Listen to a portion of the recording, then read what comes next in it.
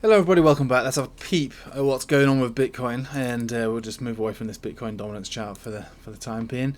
So yeah, I mean, you don't need me to tell you it's been going quite well, quite nicely, but I have to say there's certain signs on this daily chart and on the other time frames that suggest that it wants to come down again, and maybe a bit fast, right? So it's Sunday today. We're coming close to a weekly close, in the next 12 hours or so, and that weekly close is going to be strong. There's no question about it. It's going to be strong. So if I'm diagnosing a potential drop, it's not going to be the end of the world.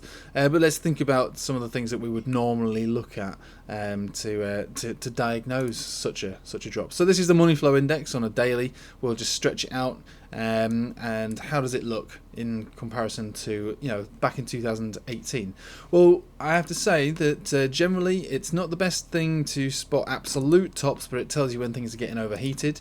We are, for Bitcoin, quite high, right? It doesn't normally get this high, and when it does get this high, I bet you it would correspond to a drop, right? It generally would. So let's, now that we've seen that this is quite a high read on a daily money flow index, let's have a look at these peaks where it's peaked in the past. So this could potentially be the peak. We've got a peak kind of here, we've also got a peak here, we've also got a peak here, we've also got a peak here, we have a peak here, a peak here, a peak here, and a peak here.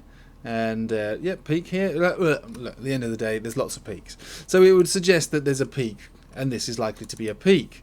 Now, we can't say that just because this is a peak, it's going to come back down to its own shadow. No, but the peaks that it's so far pinpointed with a pretty high degree of accuracy means that there's likely to be a decent drop. I'm not saying we're going into a correction or we're going back into a bear market. Remember, this whole area is still accumulation, and this is the very first time we come out to the upside range. Now, money flow index tells us when things are getting overheated. It could easily go up higher, so could the price could go up higher from here, but it's telling us, it's just warning us that it's quite high for what it's worth right now.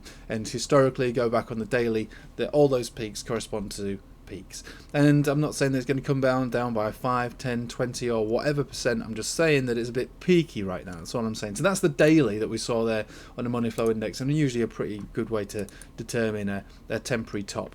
We've also got bearish divergence still in play on this RSI on the 4 hourly, and that again would determine not so much a top, but momentum is wavering, so and bearish divergence can go on for God knows how long, but we've already seen on the money flow index on the daily that there's a potential peak for the moment for this rally that we've had for the last week or two, and on the 4 hourly, on the very short term time frames, there's a bearish divergence read there as well. So two aspects there to suggest that it's quite high. We'll just go back to the daily and have a look at something else.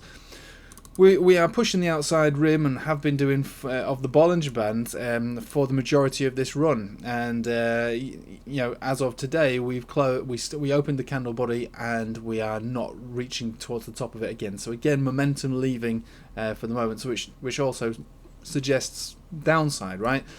So there's three things there that look like it's finished for the moment, which is fine, it's fine. And where is it going to come down to? The obvious place would be for me the 200 exponential to start with. It's also the 10 exponential, more or less at the same place. So we're talking about between 38,700. It's about 38,500, we'll call it, and 39,000. So that's the first pit stop.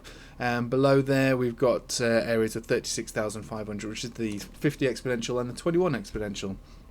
And then worst case scenario, 35,000, which is the center of the Bollinger Band on the daily. That would be where I would expect any of these levels to be supported from, maximum being 15% drop. So if we think that's what's going to happen with Bitcoin, and the Bitcoin dominance chart so far has been rejected from the center of the Bollinger Band on the weekly, so the 20 weekly is where we've got the rejection. I think a drop for Bitcoin will only be emphasized with altcoins, allowing for this chart to move back up again, and then eventually we'll break out from this zone, because if we see basically on the daily, we do have a very nice signal on the Ichimoku cloud here. Very nice signal to suggest a continuation of this trend. So this is an uptrend, and this uptrend, in my opinion, is likely to continue to at least 52% dominant, if not 57 to 58. So just be careful, you know, especially if you're doing mad leverage and stuff and going long. And I also wouldn't suggest going short. Look, for the moment, while you're in this zone, this reaccumulation zone, it's going to be choppy, and I think the downside is in the short term, in the very short term, outweighs the upside, and alts will feel the pain if Bitcoin pulls back. Either way, this has been a very good 2-week period. The market in general, the crypto market, has enjoyed an influx of cash to the tune of $500 billion in the last 2 weeks. That money wasn't there prior, and it's just arrived. You know, so that's a lot of money coming to the market in a very short space of time. Very good. It's really good. Everything is looking pretty positive, but in the very short term, I would expect a retrace, whether you call that a liquidity grab or just a pullback. You know, that's what it would be, and that's what I'd be expecting to see. So I'm going to leave it with you there. Enjoy the rest of your weekend. Play it safe, and we'll see what next week has in store for us. All right, thanks for watching, guys. Take it easy.